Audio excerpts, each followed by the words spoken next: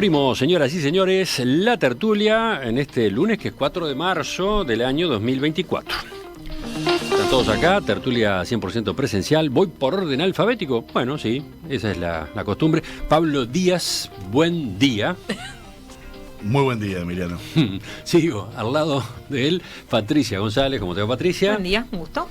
Voy al otro lado de la mesa, Gabriel Mazarovich, ¿cómo te va? Muy buenos días. Y al lado de Gabriel, Desiree Pagliarini, bienvenida. Bueno, muchas gracias, qué lindo estar acá de nuevo. Bueno, hablemos de dos discursos. Hablemos de la política de nuestro país, primero en sábado y después en domingo. El presidente Luis Lacalle Pou defendió su gestión ante la Asamblea General el sábado pasado cuando realizó el último informe verbal anual de este periodo de gobierno. La locución de Lacalle Pou tuvo como base su planteo del 1 de marzo de 2020, cuando convocó a la coalición multicolor a trabajar por la libertad y señaló que si al final de su gobierno los uruguayos eran más libres que al comienzo, entonces habrían cumplido con su tarea. Y por eso, en el mensaje que elaboró, destacó una serie de resultados de su gestión que, señaló, enfatizó, han permitido que los uruguayos fueran efectivamente más libres.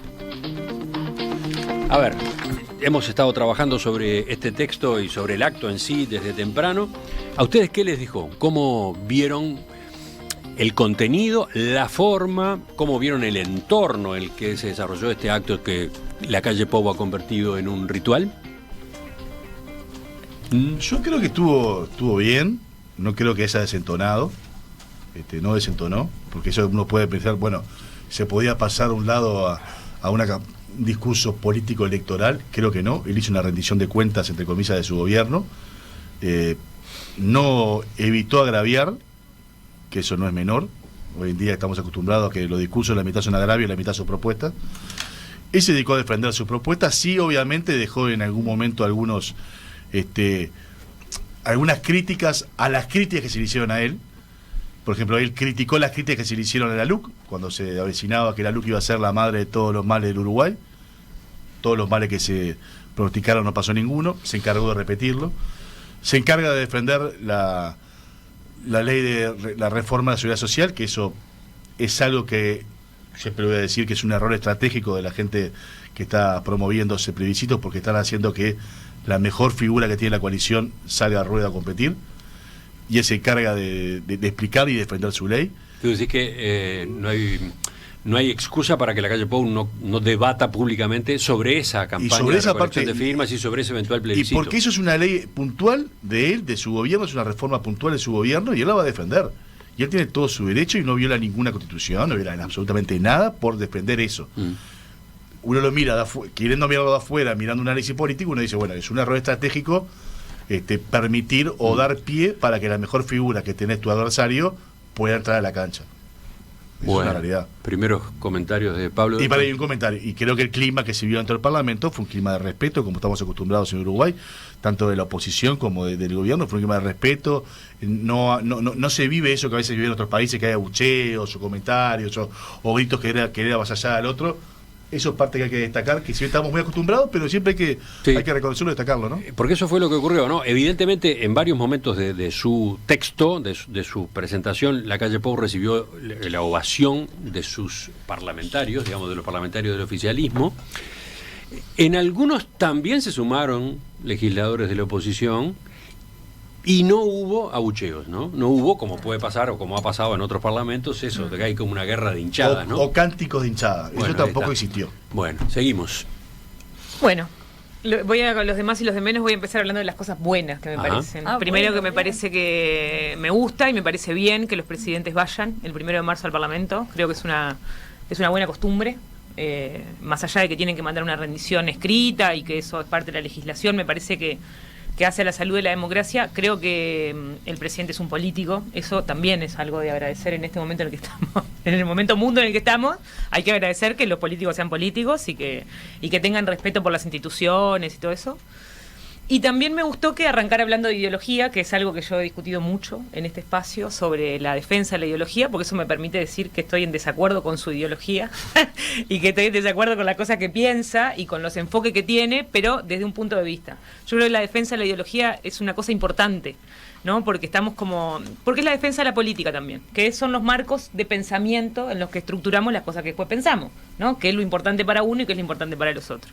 Entonces arranco diciendo que el planteo sobre la libertad me parece rarísimo, me queda lejos, no lo comprendo, no lo comparto, y los análisis que hace sobre la libertad me parece que deberíamos discutir un poco más si la libertad como eje ha sido algo, si somos más libres. De esto creo que está interesante esa discusión en particular. Y si somos más felices y si todo ese creo que la felicidad no fue algo que estuvo arriba de la mesa. Él habló de la libertad, no habló mucho de la felicidad y de la pública felicidad. Creo que eso es una cosa buena y espero que siempre la izquierda siga hablando de la felicidad de la mayoría de las personas y no necesariamente de esa cosa de la libertad, que es como algo ilusorio, digamos, ¿no? Es una ilusión.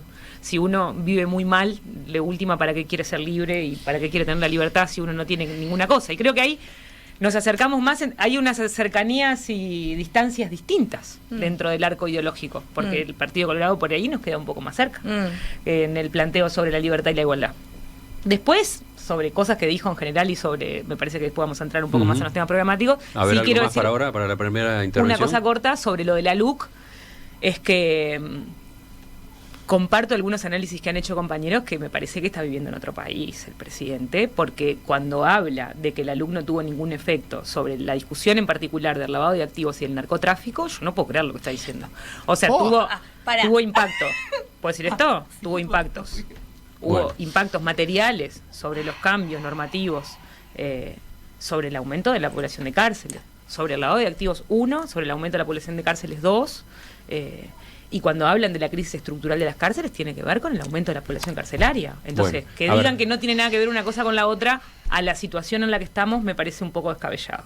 Cuando comenzó a hablar Patricia a propósito de la LUC y efectos negativos de la LUC, acá ocurrieron dos Yo fui abucheada, quiero decir, en esto de la democracia quien está escuchando por radio no las registró. ¿Les parece descabellado? A ver, perdón, déjenme relatar, les cuento a los oyentes. Pablo Díaz agarró la cabeza y Desiree saltó hacia atrás como en una especie de carcajada o sorpresa, una cosa así. ¿Qué pasó? ¿Por qué? A ver. No, perdón. Primero, carcajada para nada, porque los comentarios de Pata, a mí me alegra desde su punto de vista, son muy legítimos. Mucho que estemos en desacuerdo, me parece bien. O sea. No, está bien. En algunas cosas igual coincidimos, pero en esta particularmente no. Y lamentablemente me hace tener que modificar un poco la introducción que iba a hacer. Pero a ver, sobre eso puntualmente sí, y después puntualmente. Tu intervención inicial. Yo que justamente trabajé muchos años, hasta hace relativamente poco, en el tema de lavado de activos, en las áreas de cumplimiento, puedo decir que eso no es real, no es así. O sea, además, para ver los efectos, que la LUC haya cambiado, haya modificado de manera negativa el lavado de activos, el control del lavado de activos, y por tanto se haya influido en el narcotráfico. De las disposiciones que permitieron aumentar el monto de las transferencias que pueden hacerse en efectivo. Sí, porque además hay una discusión de fondo que se dará para otro momento, pero relativamente, para resumírselo a quienes nos escuchan, es que los controles, por más que la LUC haya reducido ciertos controles primarios para determinado monto de dinero, en realidad siempre... Ok, bueno, vamos a decir 5 millas, te la doy, 5 millas, ¿está? Los controles siguen existiendo porque los bancos y las instituciones de intermediación financiera siguen estando sometidas a la ley antilavado. Entonces lo tienen que hacer de todas maneras. Entonces hay lo que se llama un círculo virtuoso de procesos de control de compliance, que para que uno de esos procesos se rompa es muy difícil. O transferirle al mercado una responsabilidad del Estado. Pero no, pero ya existía la responsabilidad desde antes, eso es a lo que voy. Entonces esa modificación en realidad es bastante inocua. Otra cosa, para ver efectos negativos no podríamos verlos ahora, tendríamos que estarlos viendo mucho más adelante, porque será cuando realmente impactaría, porque las organizaciones criminales encontrarían forma de vulnerar la ley, pero creo que es algo que a efectos cortos no lo veríamos en este momento. Eso era punto lo que quería decir. Bueno, y con respecto al discurso, a ver, bien, en una visión global inicial.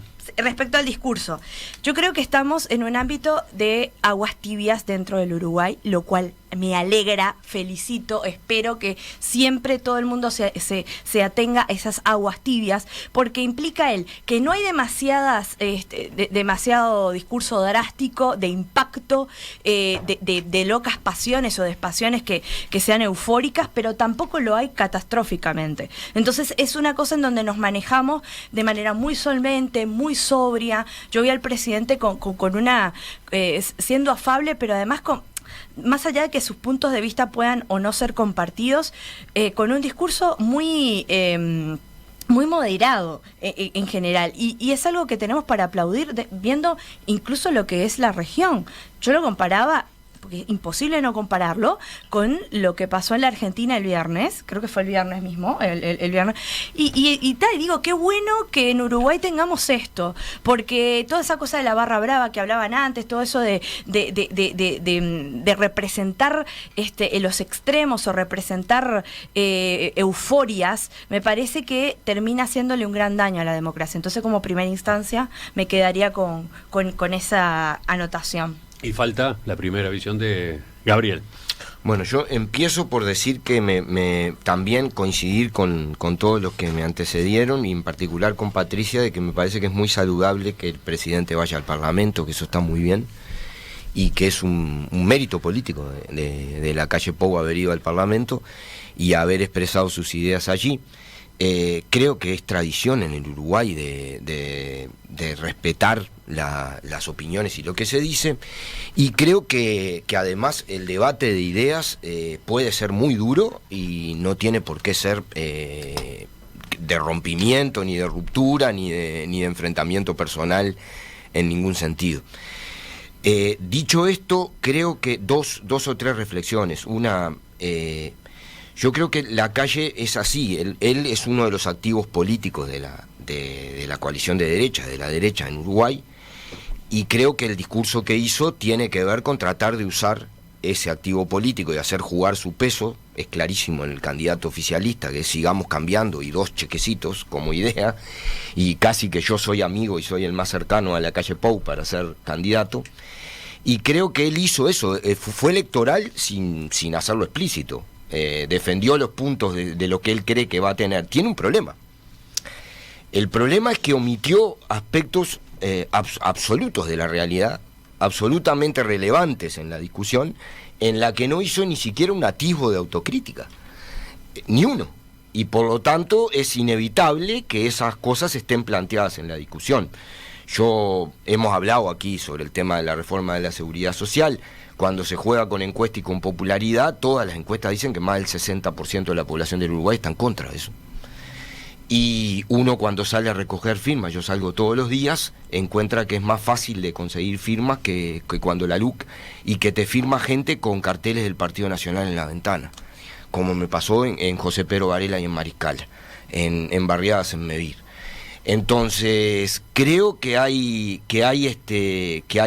tiene un cálculo muy claro, que tiene el discurso muy estudiado, que lo hace muy bien, y eso está fuera de discusión. Pero creo que, por ejemplo, no habló una palabra de lo que todo el mundo comenta en la calle. Todo lo demás, no pasó nada, no pasó Astesiano, no pasó Marcet, no sé, es como en un país paralelo. No aumentó la pobreza. No pasó lo que dice CEPAL, que Uruguay es donde el índice de Gini se deterioró peor, es decir, donde hay más desigualdad y donde cayó más el quintil es el país de la región donde más ingresos perdieron, el quintil más pobre de la población, y lo dice un organismo internacional con claridad. Y termino con dos o tres cosas. Habla del tema de los salarios. Ahora, lo cierto es que los salarios no cayeron más, porque eso mismo del que él se vanglorió, de la libertad de coartar la libertad de la lucha sindical, es porque hubo lucha sindical, porque hubo convenio de salario del ZUNCA, de la UNRWA, de la FUS, que rompieron las pautas salariales del gobierno y impidieron que el deterioro salarial sea mejor. Todo eso no estuvo en el discurso, y es una de las cosas que tenemos que plantear para la discusión. Me parece que estuvo muy bien en lo que eligió, porque en política es absolutamente legítimo elegir qué temas trato y cuáles no. Lo hacemos todos. Y sí. Y en general los presidentes, el problema que uno tiene los presidentes desde el otro lado, destacan lo que tienen de logros, claro, ¿no? Pero lo que pasa es que hay cosas muy gruesas que es como que es muy difícil que no se coloquen arriba de la mesa y que no se note que no las habló. Sí, yo quisiera que después me hicieras recuerdo cuándo fue que Daniel Martínez habló del caso Moravito, cuándo fue que habló del caso de la rectificadora, o cuándo fue que tanto que fue candidato a la presidencia la elección pasada. Si estás hablando de que... o cuándo fue un presidente con un candidato. No, porque perdón, lo que está diciendo... o Tabaré Vázquez, ¿cuándo fue que Tabaré Vázquez habló de Moravito? Lo que está planteando, Gabriel, está todo bien, sí, porque está del otro lado de la vereda de la calle Pou. Ahora, que vos plantees que una persona se haga un discurso, hable de lo negativo o de lo que le puede pegar, y la verdad, yo nunca lo he visto en nadie, creo. Yo no lo he visto en nadie, ni cualquier color político. Sí hizo un reconocimiento con respecto a la seguridad, que él plantea que los números marcan, que los números existen, los números están, que en determinados aspectos se mejoró, y hay otros aspectos que está un debe, que hay que mejorar, como fue que dijo, el tema homicidio, 2% se bajó, que no es nada, es como que no se hubiera bajado. Que él lo reconoce, eso, y por algo hay un cambio en la política de seguridad. Él lo reconoce que la seguridad es un debe que hay en el tema. Ahora, que vos querés que diga que el caso de entregar el pasaporte de Marcel fue una mancha de su gobierno, no, yo no creo que fue una mancha de su gobierno, es algo absolutamente residual. Que pega en la opinión pública, sí, que afecta a la gestión de gobierno, no, fue algo mal.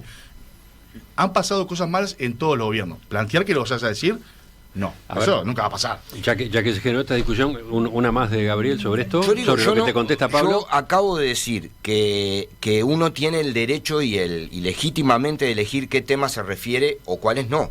Lo que digo es que los temas a los que no se refirió son de tal relevancia en la sociedad que es inmediato que vos cuando termine el discurso los plantees. Y yo qué sé, Mujica y Tabaré Vázquez hablaron todo el tiempo de ante la arena y de todo porque les preguntaban todo el tiempo. Nosotros nos pasamos toda la campaña electoral anterior hablábamos de las propuestas que teníamos para la libertad sindical y te decían Sendic. Y vos tenías que hablar de Sendic en todos lados, todo el tiempo. Entonces, yo lo que no le pasa eso a Álvaro Delgado, no le va a pasar, ni le va a pasar a la calle Pou, porque es parte del manejo del poder y está bien. Lo que yo digo, nosotros asumimos eso, lo que yo digo es que efectivamente hay zonas que obvió de tratar el presidente de la República que inevitablemente van a estar planteadas y van a tener que afrontar quizás las estrategias que lo afronten otras personas. Está bien, puede ser. Igual comparar Sendic con el caso Sendic y el caso Astesia, no. Es como comparar un contenedor de televisores con una bolsa de papa comprada en San José. Sí, a favor de Astesiano, ¿no? Sí, porque... Claro, porque montó una organización criminal acá. Yo no puedo creerlo. No puedo creer, porque hay que defender. Hay límites de la República. Pero hay límites para pero estamos hablando de que era el vicepresidente de la República.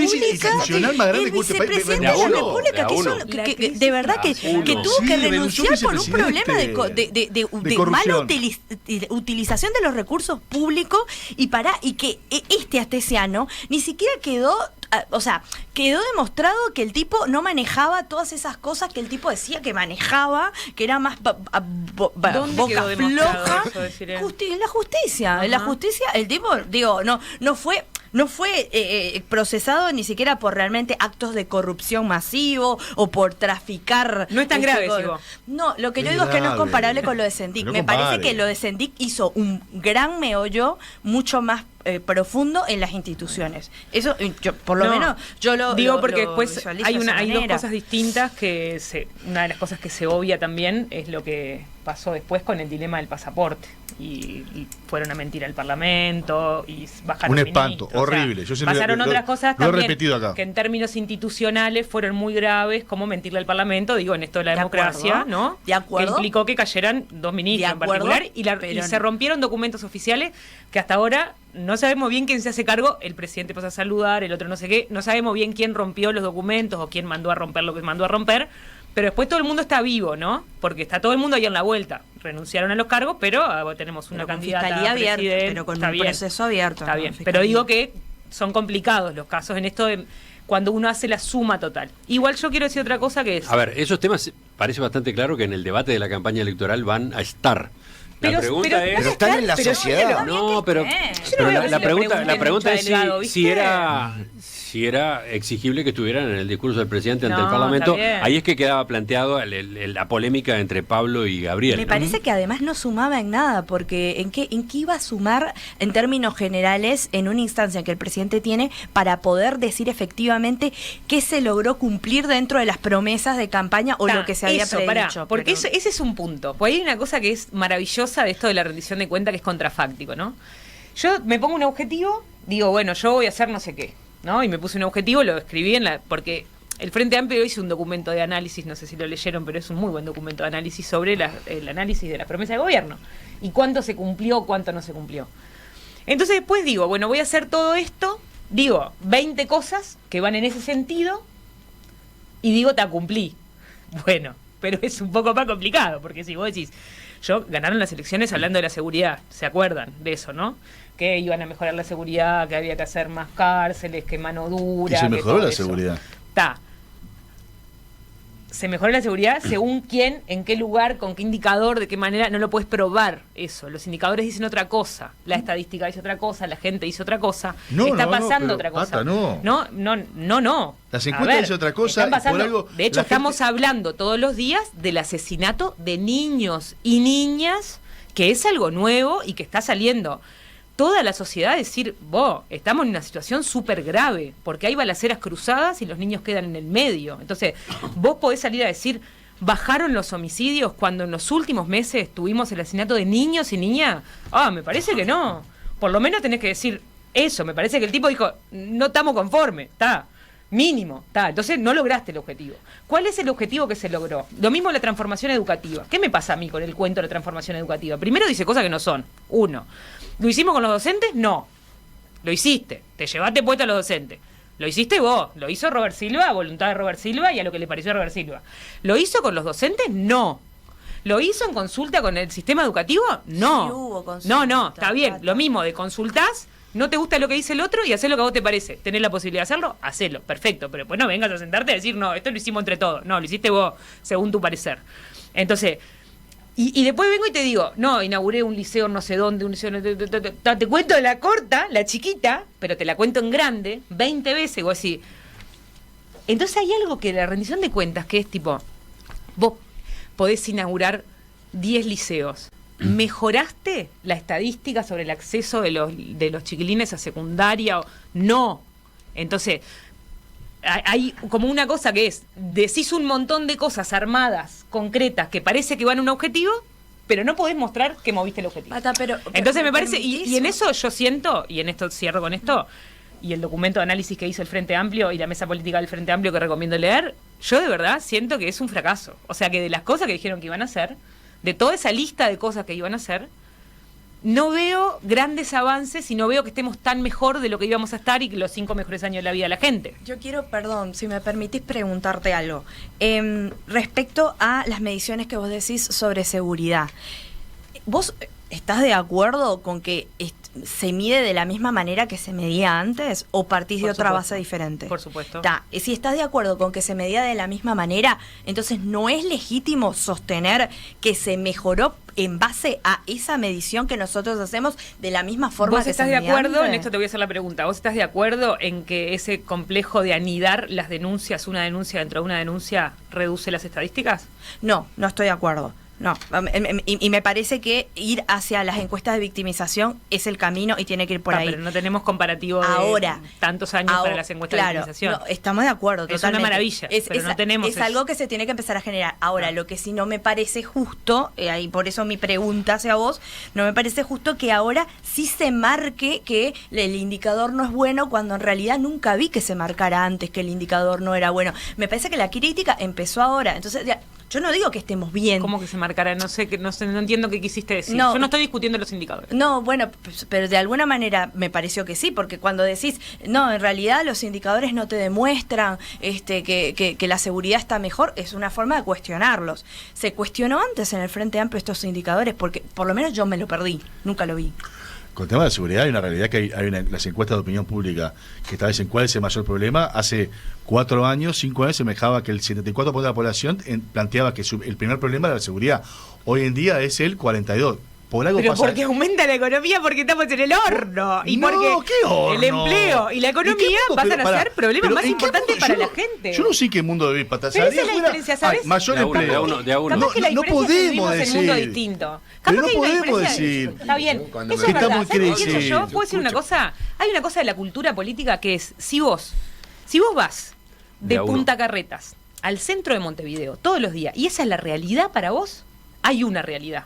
Si vos recorres el país y recorres la periferia y recorres el interior, hay otra realidad. A ver, sobre Sí, eso, Pablo. Yo, primero, gracias, no tengo la suerte de ir en Punta Carretas, pero está, así que está. No, pata. Los números que marcan en el país, mayor empleo, de hecho también puesto trabajo mejor.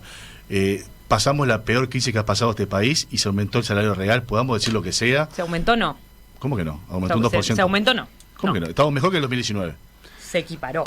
Teniendo la peor crisis, que suerte, Se aumentó o no. suerte que estuvo la calle Pau al frente de cosas, suerte, porque si hubiera Por pasado suerte. que está, Total. suerte, porque si hubiera pasado Total. que hubiéramos tenido en la crisis del COVID a Daniel Martínez planteando el confinamiento obligatorio, No, y esa etcétera, pavada del paraíso contraparte. de De a uno, de a uno, de a uno. Ahora, no podemos decir que el país está mal, que está espantoso. No sean realistas, salgan afuera y vean. Por eso salgan Hay afuera y problemas, vean. hay problemas puntuales, sí. Hay un problema Vean. puntual con la gente en situación de calle, sí. Con la salud mental, sí. Gravísimo Recorran, problema.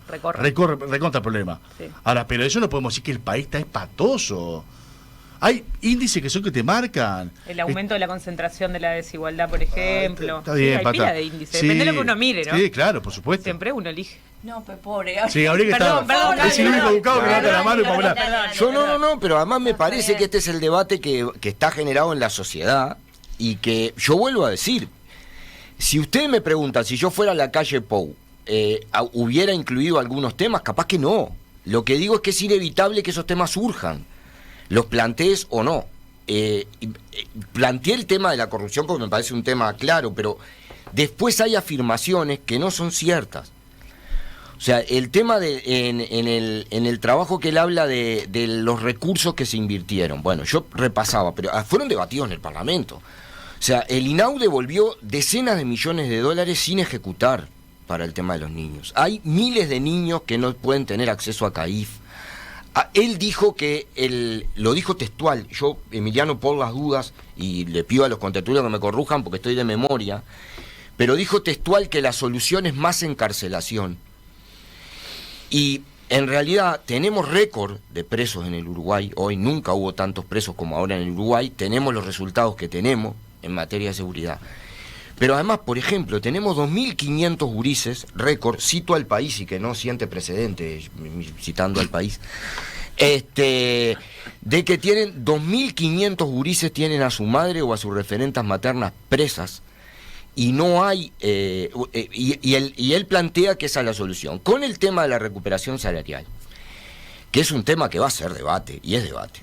A ver, hay un informe del Instituto Cuesta Duarte muy recomendable, muy serio además, hecho a finales del año pasado, donde analiza los 46 meses del gobierno nacional, y era obvio que iban a llevar al 2019 a lo que iban a decir, pero a ver, de los 46 meses, durante 40 meses, el salario perdió poder adquisitivo, durante la pandemia y después, porque hubo un crecimiento económico muy importante en el año posterior a la pandemia y los salarios continuaron cayendo, y no cayeron más porque hubo lucha sindical y porque hubo convenios salariales. Pero a ver, para decir un ejemplo que todo el mundo pueda entender y no caer en tecnicismos, el pan que no pudiste comprar en el año 2022, no lo vas a comprar ahora porque empataste con el salario. Lo que no pudiste hacer con la plata que no recibiste, hubo una transferencia de 2.000 millones de dólares del trabajo al capital. Entonces, él coloca el eje de la libertad y está muy bien, y además me gusta que se discuta ideología y me parece muy bien, además, porque vivimos mucho tiempo que se habían terminado las ideologías, se habían muerto las ideologías. Y es mucho mejor que el debate se dé en términos respetuosos sobre planteos ideológicos y proyectos de país. Mucho mejor, Total. mucho más sano y transparente, y lo saludo además. Pero lo que digo es que él plantea la libertad y se olvida de hablar de la desigualdad. Y Uruguay es mucho más desigual hoy que en el 2019, pero mucho más desigual. Y no solo medido en el índice Gini, porque crecieron los depósitos bancarios, sobre todo el 80% de ese crecimiento en las cuentas de más de $250.000. Y a la vez se deterioraron los salarios Y una de las cosas, con esto termino, cuando la pandemia, él plantea solo el tema del confinamiento, no confinamiento y los grados del confinamiento. Y no es solo eso, porque hubo un estudio del Instituto Nacional de Economía que discutimos acá, que le advirtió que si no aumentaba las temas de política social en la pandemia, iba a haber 100.000 pobres más. Y fue lo que hubo. Tenía razón el Instituto de Economía. Pasó lo que el Instituto de Economía dijo. Porque no solo es que digo la libertad responsable, fue la libertad responsable y la retracción del Estado. Entonces, ese debate es muy interesante, que se dé en términos posibles de escuchar por todos y que lo planteemos, pero creo que me parece que la estrategia electoral es situarse sobre su imagen y no sobre los logros concretos que no tiene demasiados. Vamos a ir completando entonces. Perdón, una pregunta sola. Enfoque. Diga. ¿Retracción del Estado en la pandemia? Sí. Por eso hubo tantas ollas populares y decenas de miles de raciones. Pero no te acordás lo que fue. Pero sí. Se armó Uruguay antes para darle toda la comida a las ollas populares. Se armó el seguro de paro parcial. No le dieron. El seguro de paro parcial. Aumentaron 100.000 pobres. Pero estábamos en una pandemia, era la guerra. Nos olvidamos lo que fue la pandemia. No se sabía hasta Yo creo cuándo que iba a hoy durar la pandemia y por eso no se podía gastar como a 2 loco. años de la pandemia, lo que ha pasado, como pasa en el ser humano, que siempre se olvida de lo malo y uno quiere esconder lo malo porque es un tema natural. Es natural el ser humano olvidarse de los momentos amargos y los momentos feos. Uno los quiere encapsular y como que nunca hubiera pasado.